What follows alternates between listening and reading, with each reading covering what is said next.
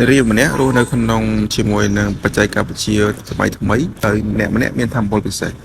នេះសបញ្ជាក់ឲ្យថាក្នុងយុគសម័យដែលមានបច្ចេកទេសខ្ពស់នរណាក៏ប្រើធម៌ពលពិសេសរៀងៗខ្លួនដើម្បីធ្វើដំណើរទៅកន្លែងធ្វើការពេលខ្លះពួកគាត់បានយកធម៌ពលពិសេសរបស់ខ្លួនដើម្បីរកស៊ីពេលមួយដែលនាងបានទៅសម្ភាសការងារហើយសម្បីតែអ្នកសម្ភាសនាងក៏មានធម៌ពលពិសេសដែរតែនាងបាន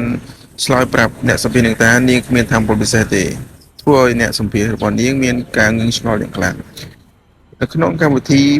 birthday របស់ប្អូនស្រីរបស់នាងសម្បីតែ